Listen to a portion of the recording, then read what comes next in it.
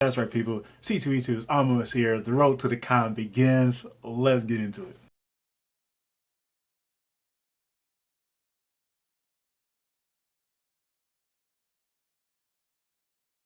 And for more comics content, head over to genoscomics.wordpress.com.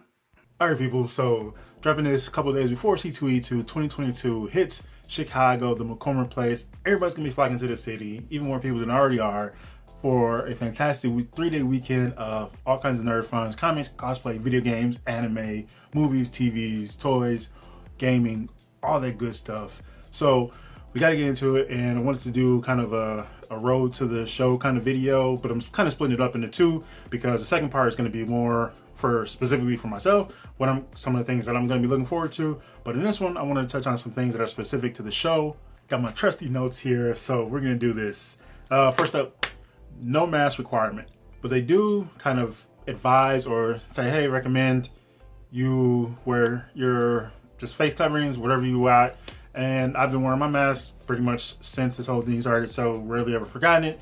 As I kind of mentioned in my con bag video, which I will link here because I'll mention this a couple times throughout the video, I do always carry extra masks with me, and I will be wearing mine. I'll be masked up all weekend, so if you see me and you kind of recognize top half of me, you probably might recognize the mask too. Feel free to say hi. But yes, no mask requirement, and that's, again, I touched on this before, I think on my blog or in the video, but I know that was kind of a factor that kind of turned some people off, where in 2021 was December, and it was like, all right, we're bringing the show back. And there was a mask requirement that kept a lot of the anti-maskers away from the show, but now that they dropped the mask requirement, you got the people who were secure and safe, felt safe with the mask. Now that kind of turned some of them off, so it's kind of that, well, where do you, like, how do you kind of balance that? So I don't know what you do. But, so it is kind of there, so I'm pretty sure you'll see a healthy mix of people without masks and some with masks. So just kind of letting you know, that's kind of one of the things you should keep in mind there. Another thing specific to the show, they are bringing shuttles back. 2021, they did not have shuttles. They are, honestly, it's a game changer, especially for myself, because I'm not going to be driving to the show. I'm just going to be taking the train back and forth each day. So it's convenient as hell for me, saves on gas money, and the trip is, as far as time-wise, it's not that much of a difference, and give you just some time to chill. So I can do some content prep stuff going there and back. So, and kind of doing some reflection stuff. So they will be kind of, you can go check out the shuttle schedule on the website, but I think a lot of the pickups are going to be from Ogilvy train station, and then I'm pretty sure most of the hotels that speaks, I don't even know which ones specifically, but I'm sure you will find shuttle pickup spots at most of the hotels, especially the closest ones. So if you're staying at a local hotel, you haven't figured out your transportation to and from the show, I definitely recommend taking a look at that schedule. It might make your weekend a whole lot more convenient. So, and probably cheaper too, because kind of avoid cab fares, Uber rides, and all that type of stuff. So definitely look into that. Next up, we have, where we at? Oh no, bag check. But I have to grab my backpack for the next one. But bag check is extra, another convenience there at the hotel. It's the, what is it? The Hyatt McCormick Place, is that? Hyatt Regency McCormick Place? That's connected to the McCormick Place Convention Center. And I don't know how much it is per bag. It's been a while since I checked the bag there, but it was extra convenient, especially on your last day. If you check out like Saturday, since this show ends on Sunday, you might check out the hotel either that morning, not Saturday, but that morning, and then you could have your bag check. And so you're out of the room, your show's over, go grab your bag, and you're out of there, out of town, or back home, wherever you got to go, or any other day that you're there. Or maybe if you're you might be just driving up for the day. You might do a one-day thing, or you just, whatever, you're not staying locally. So go check your bag, some luggage you might have, boom, boom, in and out. And I think $2 or $3, whatever. And that was extra convenient, especially on that last day. It's easy, to go back up to your room. And it was easy for me on previous years, get my luggage and hop on a train. I'm out of there. Take my pieces, everybody. All right, have fun. See you next year, or at the next show, whatever. So definitely something to keep in mind. Next up, we have, now we kind of get into the actual show. So cancellations have been some things that I'm not specifically keeping an eye on, but when I do see the updates, I look at the comments, because it's just kind of one of those things, especially people going to shows. Some people are kind of spurred to go to shows based on the appearance of one individual, a creator, voice actor, actress, whatever, some other entertainer, and then coming up to leading up to the show, they're kind of like, all right, you know, I'm going to go to the show, get a ticket, hotel, transportation, either you're driving, flying, whatever, train, and then all of a sudden you find out the person that you most wanted to see has canceled. And you see lots of cancellations across the board from creators, entertainers, all of those, and it's kind of turns some people out. Well, just disappointed some people because that's kind of the main thing you're looking for. So I can definitely understand that kind of sucks, especially when somebody, and I specifically from the comic creator aspect, like, oh, I'm gonna go see the creator, and now if you take the time to pull books, which I'll get into as well, then it's like, oh, now you brought this book here, you're not even gonna see this person, they're not gonna be there, and I always want to make sure we stress, because I saw some people kind of go back and forth about this in some of the comments of some cancellation posts that I saw. These are like, no matter what, like these are still like human beings. They all have lives, and a lot of people have families. And yes, they do sign up. They signed up to or agreed to come to a convention, a show, whatever, some event. And hey, you know what? Sometimes things happen. You get sick or you get another job. That's another big thing too. Like sometimes, like, hey, you know what? They might agree to go to this convention, but then all of a sudden, hey, this other job opportunity pops up. Can you blame them for, like, are they going to pass up money? Like, it's hard to, I mean, I can't blame them either way. So that's just something, just keep that in mind. These are humans with other lives and outside interests. Coming to a convention to like fulfill your nerd fantasy or whatever like that isn't their main priority, even though like we would always like that, but like there are other priorities sometimes, or just for whatever reason. So just keep that in mind. So again, there are lots of cancellations. I know some of the comic creators that I was looking at, like, oh, at least one for sure canceled. I can't remember who of those. I'm still kind of going back through the creator list to see who I might meet and who I'm going to pull books for, which would be kind of the second, and I'll touch on that again.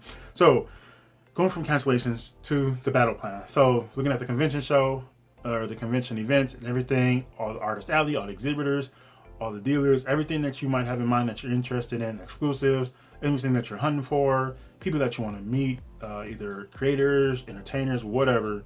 You got to make a battle plan. Panels you want to see. Marvel's doing a portfolio review. So if you're an artist and you want to get your portfolio, you got to make sure you get that straightened up and get that ready. Check the time slots. Like, all right, I need to be here at this time, so you're ready to go, so they can check out my work, or I can hand my portfolio so they can take a look at that another time. So that's always been kind of a fun thing, especially like years ago when I used to like, all right, I'm gonna meet this creator, and I'm gonna go into these panels. I always like to go to a lot of the comic news panels, publisher panels, and they're just talking about different events, upcoming events, or just certain characters and storylines, and introducing some of the creators or whatever, just dropping news. Those are my favorite things, the toy ones as well. I remember going to the Hasbro panel at San Diego Comic-Con many years ago, a lot of Marvel Legends stuff and Marvel Universe, the 3.75 inch figures. Those are big. Maybe some G.I. Joe stuff as well, but anime screenings as well, like to go to anime panels. For specifically, like if they're doing screenings, definitely go to those. Battle plan, like, all right, I'm gonna hit here and here. I'm gonna go here on this day. Does it always work out? Absolutely not. I'm gonna miss a lot of those times. Sometimes I'll be standing in line to meet a creator, get some book signed, and like, all right, gotta scrap that panel. That's not gonna happen. Like, oh, maybe I'm gonna go. No, okay, these two panels are at the same time, and then maybe I'll split time, start at one and go to the other one. But the other one's so good and entertaining, just kind of forget about the other one, and then that's just that. Try to catch up and see if they dropped any news at a later time. So that's just kind of there. But yes, get your battle plan ready and just be prepared, because it's like plans are gonna be scrapped. There's something you may just get interested in something else. And if you're a cosplayer, you can pretty much scrap all of those, because you can be taking pictures most of the time anyway. So just be prepared for all of those. Be flexible, because you know what's gonna happen. Just balance your time as well. So if you're looking at a certain creator, some creators might be there Friday, Saturday, or Saturday, Sunday, maybe only Sunday, maybe only Saturday. So if there's something you want to do that you can do any other time, but a creator that you want is only out there on Saturday, like, okay, get those other things done and try to figure out times on Friday or Sunday or later Sunday or later Saturday. And then, because you want to make sure that's like that time, maybe they're going to be at their table at whatever time on Saturday. You don't want to miss that. But something else you might be flexible on, go another time.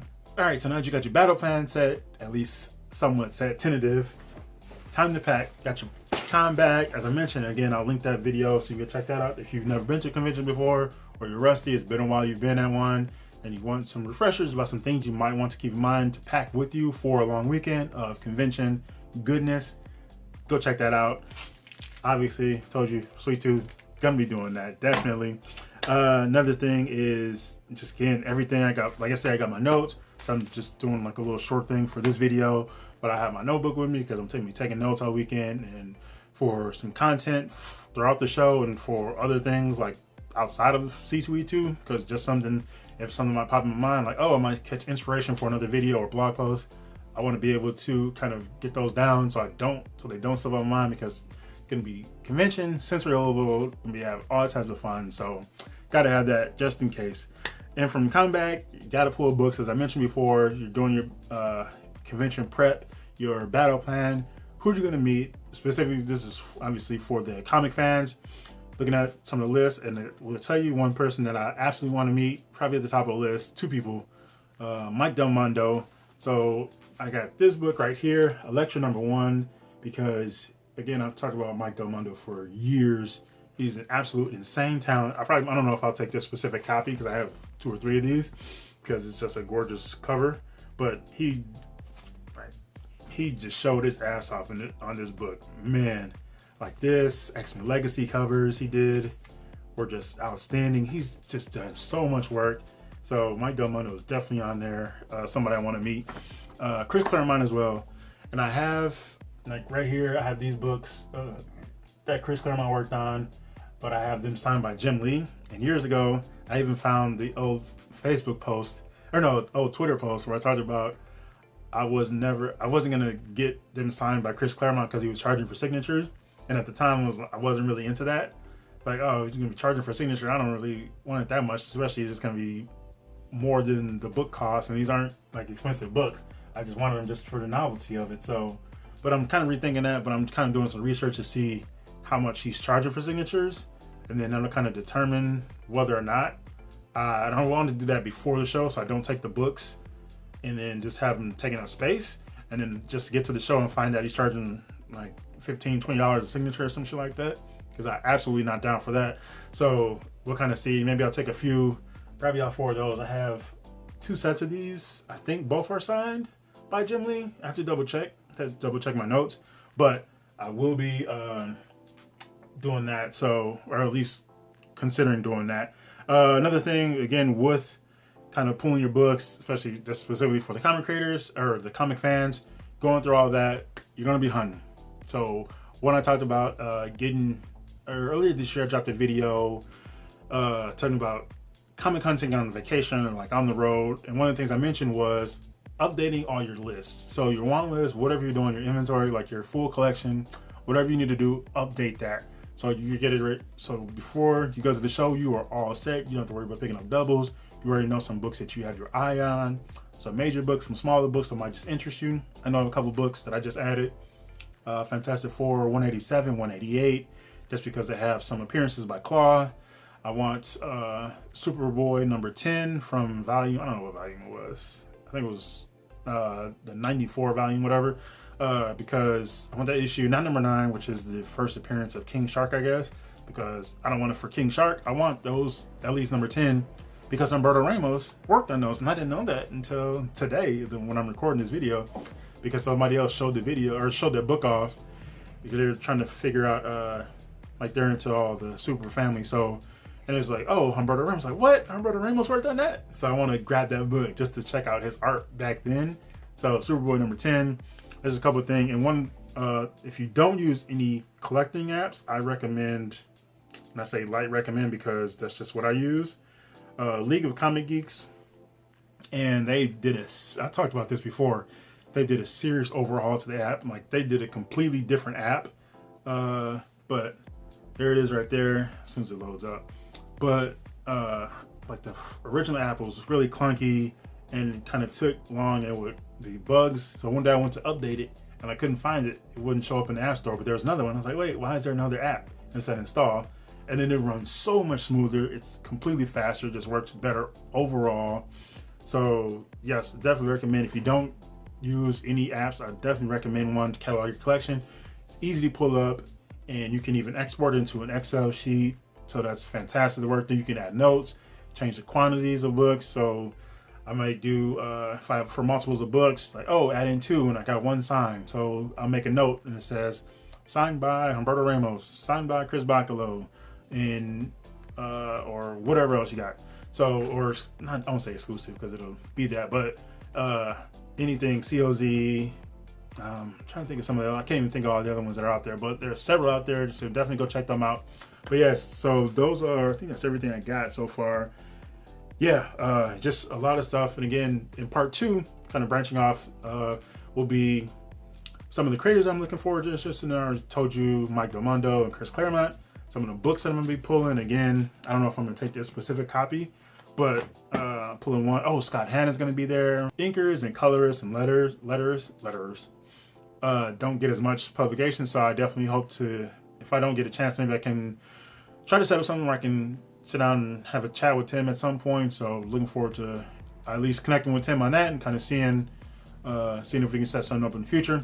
But yes, that's just quite a bit of things. It have been longer. This video probably ended up being longer than I anticipated, but road to the show, C2E2 2022 is here. It feels kind of surreal since we just had 2021 in December. We're back, and they've already announced the dates for next year. We'll be back at their original kind of late winter, early spring dates. I think it's March going into April.